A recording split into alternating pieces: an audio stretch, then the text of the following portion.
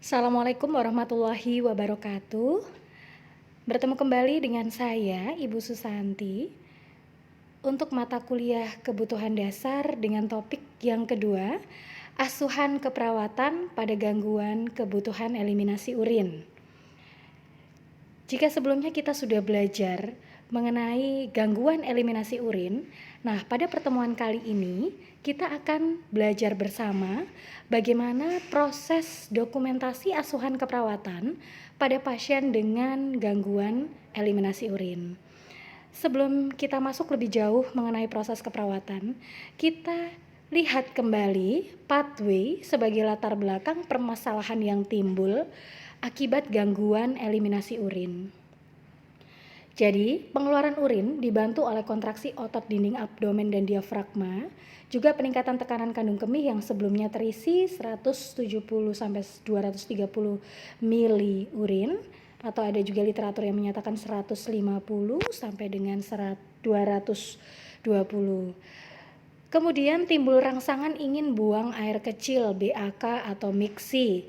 Urin masuk ke kandung kemih, terjadi peregangan serat otot dinding kandung kemih, impuls berjalan melalui serabut aferen menuju pars lumbalis medula spinalis dan transmisi ke korteks cerebri.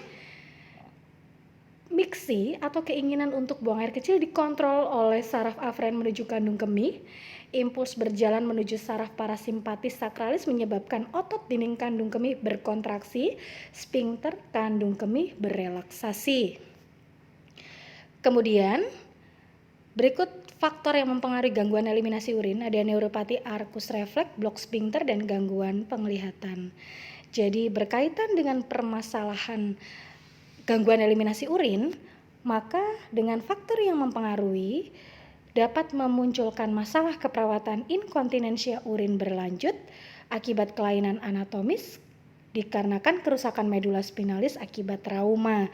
Kemudian inkontinensia urin berlebih yang disebabkan karena ketidakadekuatan detrusor.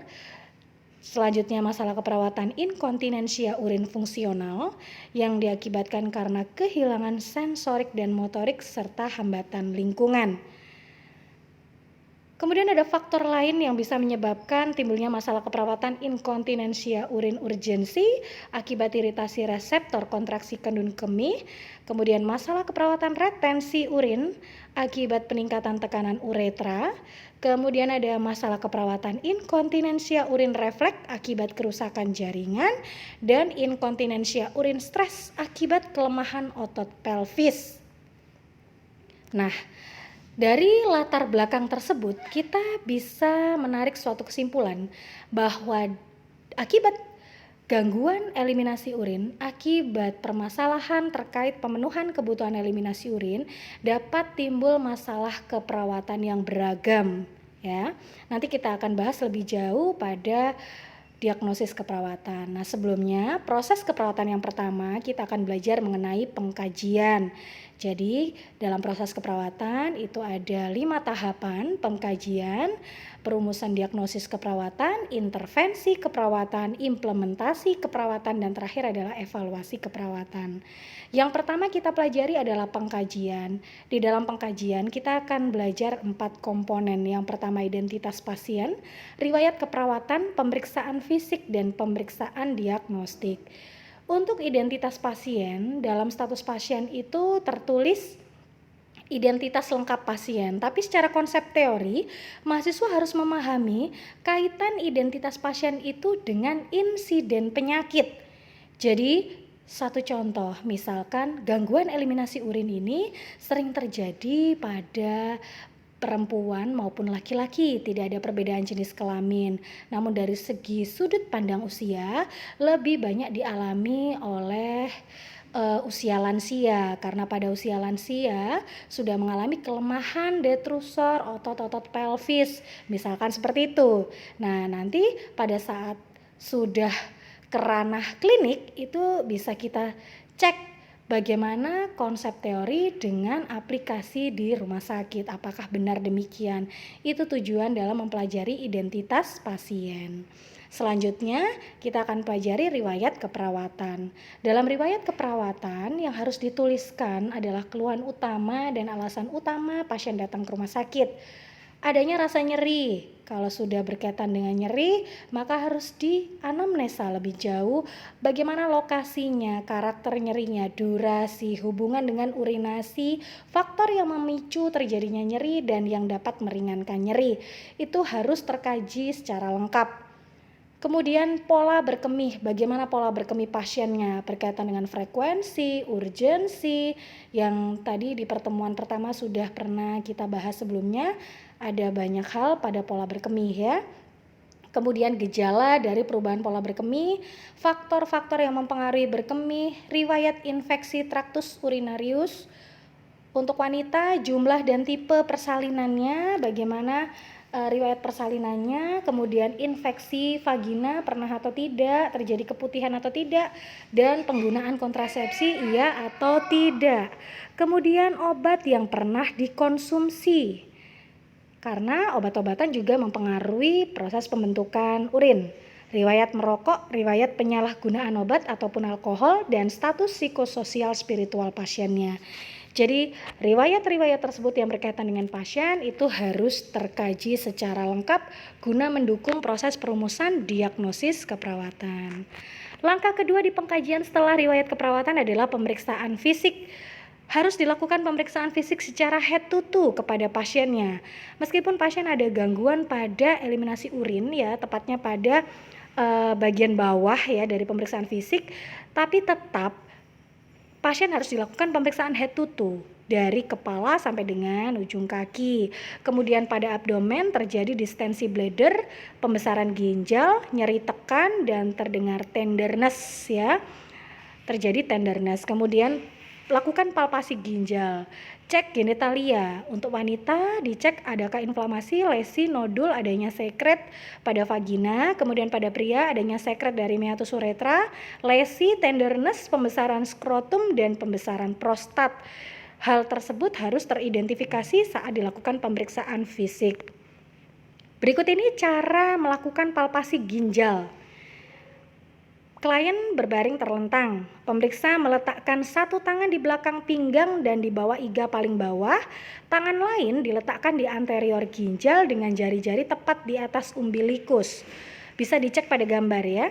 Kemudian pasien diminta menarik nafas panjang. Tangan pemeriksa yang di anterior ditekan ke depan. Kutub ginjal akan teraba licin dan bulat antara kedua belah tangan. Kemudian diauskultasi, dengarkan adanya brut, suara vaskuler yang menunjukkan stenosis pembuluh darah arteri renal. Nah, kalau masih sulit membayangkan nanti bisa kita pelajari bersama-sama ketika kita praktikum ya, atau lebih dulu mahasiswa bisa melihat di YouTube ya bagaimana cara palpasi ginjal. Selanjutnya, setelah pemeriksaan fisik dilakukan pemeriksaan diagnostik. Pemeriksaan diagnostik meliputi urinalisis, sistoskopi, nefroskopi, ultrasound atau USG, MRI, dan IVP.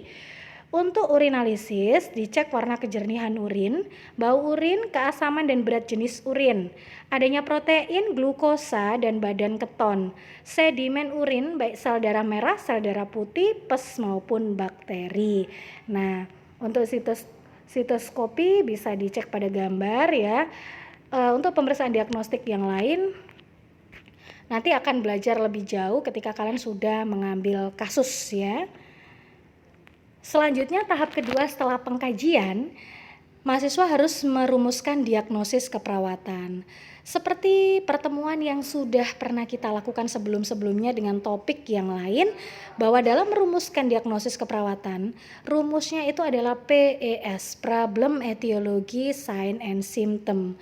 Jadi tetapkan problem, masalahnya ya sebagai label diagnosis keperawatan, kemudian etiologinya sebagai faktor yang mempengaruhi perubahan status kesehatan, dan sign simptomnya yaitu tanda sebagai data objektif yang diperoleh dari pemeriksaan, sementara gejala sebagai data subjektif yang diperoleh dari hasil anamnesis.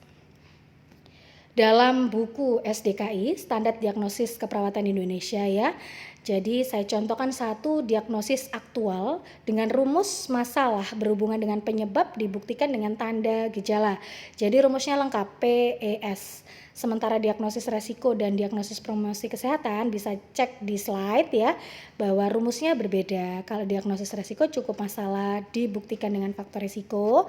Kalau diagnosis promosi kesehatan masalah dibuktikan dengan tanda atau gejala. Nah, ini adalah salah satu contoh perumusan diagnosis keperawatan pada masalah gangguan eliminasi urin dengan nomor kode D0040. Label masalahnya gangguan eliminasi urin, etiologi sebagai penyebab, tanda gejala, sign symptom baik data mayor maupun data minor.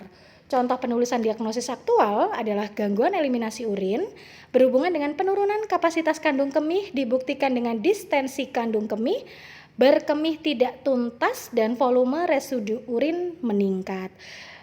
Hal ini tertulis dalam buku SDKI terbitan 2016 halaman 96. Mahasiswa bisa cek pada buku masing-masing ya, bagaimana cara menuliskan diagnosis aktual. Setelah kita menetapkan diagnosis keperawatan, maka tahap selanjutnya adalah intervensi keperawatan. Untuk diagnosis keperawatan gangguan eliminasi urin, maka intervensi keperawatan yang bisa kita masukkan sesuai dengan buku, SIKI dan juga SLKI untuk tujuan dan kriteria hasil. Setelah dilakukan intervensi keperawatan selama 3 kali 24 jam disfungsi eliminasi urin terkontrol dengan kriteria hasil, sensasi berkemih meningkat, desakan berkemih menurun, mengompol menurun, kemampuan berkemih meningkat, kemampuan melakukan tindakan pencegahan meningkat, pola istirahat tidur membaik, dan kultur urin membaik. Nah, ini adalah perumusan kriteria hasil. Selanjutnya untuk uraian rencana tindakan yang perlu digarisbawahi oleh mahasiswa seluruhnya bahwa pada saat menetapkan rencana tindakan cek pada buku SIKI, utamakan lebih dulu memilih intervensi utama pada masalah gangguan eliminasi urin. Intervensi utamanya adalah manajemen eliminasi urin dan dukungan perawatan diri dalam BAK. Dua intervensi utama tersebut dikembangkan per poin. Jadi masing-masing intervensi itu harus memuat komponen OTEK, observasi terapeutik, edukasi, dan kolaborasi. Bagaimana cara kita menentukan mana yang O, mana yang T, mana yang E ataukah K? Hal tersebut disesuaikan dengan kebutuhan atau kondisi pasiennya. Jadi tidak mutlak hukumnya kalau harus dituliskan semuanya, tapi dipilih sesuai dengan kondisi atau kebutuhan pasien dalam menetapkan observasi, terapeutik, edukasi, dan kolaborasi.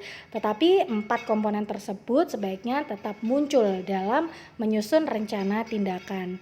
Nanti mahasiswa silakan perhatikan satu persatu pada poin rencana tindakan, dan di situ sudah saya tuliskan berikut dengan halaman dan juga kode poin-poinnya.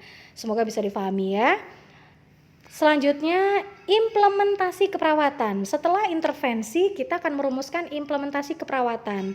Kalau pada pertemuan sebelumnya, kita sudah belajar mengenai kateterisasi urin.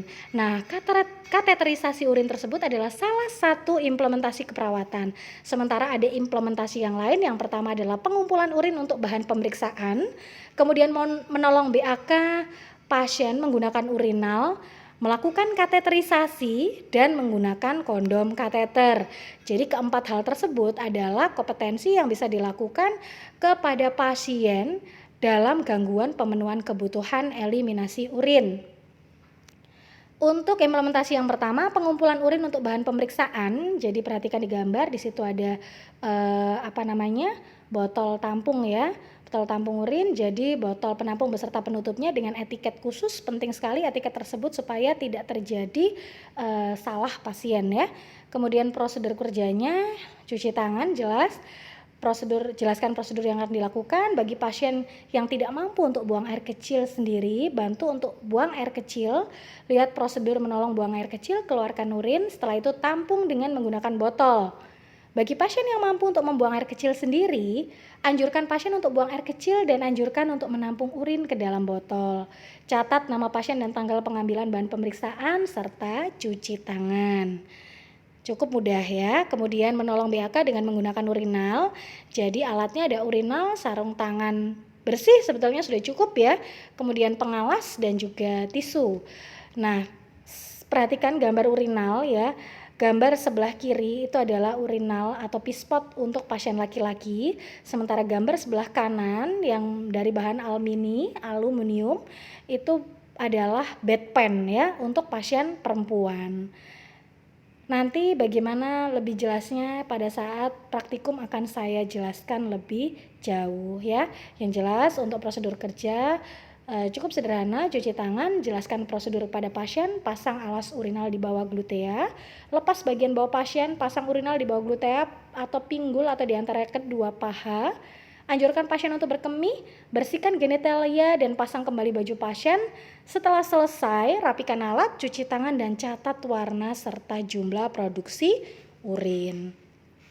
Selanjutnya melakukan kateterisasi, ini sudah saya jelaskan pada pertemuan sebelumnya, mahasiswa bisa cek di slide, mungkin bisa dipelajari secara konsep teori saja, nanti secara demonstrasi akan kita praktekkan pada saat praktikum.